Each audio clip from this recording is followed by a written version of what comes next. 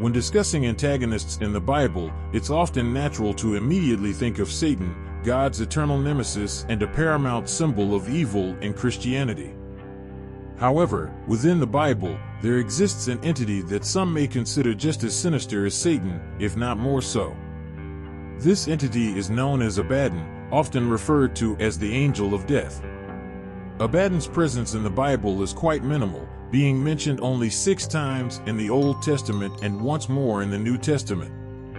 Despite his infrequent appearances, these mentions are often ambiguous and open to scholarly interpretation.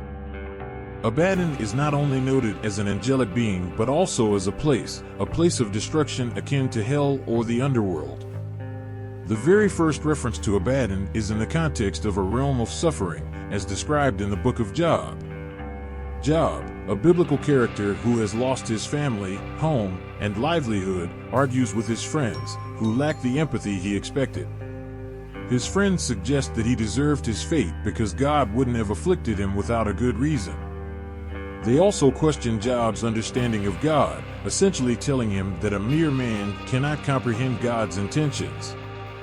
In response, Job speaks of Sheol, a place of darkness in the Old Testament where dead souls go, and how all is naked before God, implying that God sees everything in every realm. The mention of Abaddon having no covering implies that God is aware of all the destruction that occurs in these realms, showing Job's understanding of God's omnipotence. Other interpretations suggest that Abaddon is a being without a means to hide from God, and his destructive nature does not go unnoticed. In chapter 28 of Job, Job continues to discuss divine wisdom and its unattainable nature. He mentions Abaddon again, emphasizing the difficulty of finding divine wisdom. Here, Job personifies earthly features, including Abaddon, as not claiming wisdom. Some believe that this personification suggests that Abaddon is an actual being powerful enough to be compared to death. In chapter 31, Job desperately tries to prove his innocence and argues that he does not deserve his suffering. He describes his punishment as being as severe as being scorched by the fires of Abaddon, emphasizing the punishment's intensity. Abaddon is also mentioned in the book of Psalms, particularly Psalm 88, associated with death or sickness. The psalmist questions if, in his sickness, he will find kindness in the grave or if he will suffer at the hands of Abaddon for his sins. Again, Abaddon is depicted as a spiritual location, representing hell itself. Proverbs 15 verse 11 reaffirms the idea that Sheol and Abaddon are before the Lord, demonstrating Abaddon's existence as a place perceived by God, but not necessarily by mortals. Proverbs 27 verse 20 further mentions Abaddon, suggesting that it is insatiable, symbolizing that hell always exists because humans always sin.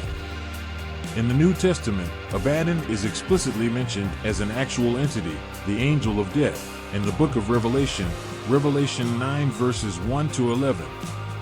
In this vision of the end times, demonic horsemen rise from a newly opened abyss, led by a ruler known as Abaddon or Apollyon in Greek, both terms meaning destroyer. This vision is part of the opening of the 7 seals, and it foretells various calamities befalling Earth, including hail, fire, meteors, and a falling star called wormwood. The 5th angel blows his trumpet, causing another star to fall from the sky or granting the fallen star wormwood the key to the abyss. Smoke rises from the abyss like a gigantic furnace, and locusts with the sting of scorpions emerge. These locusts are instructed not to harm animals or plants, but to torment humans, except for the 144,000 people of Israel.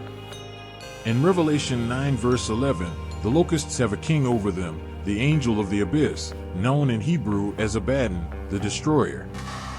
Debate exists regarding whether Abaddon is a source of evil or an extension of God's will.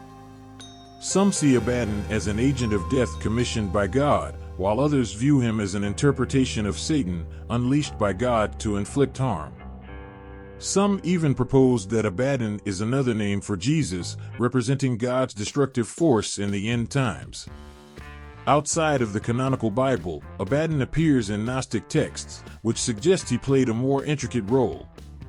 In these texts, Abaddon was tasked with collecting the earth to create Adam, becoming his guardian and ferrying souls back and forth.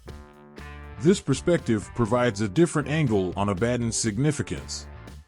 In summary, Abaddon is a mysterious and multifaceted figure in the Bible, sometimes depicted as a place of destruction, an agent of God's judgment, or even a being associated with Satan. His role varies depending on the interpretation, adding to the complexity and intrigue of this enigmatic character in biblical lore.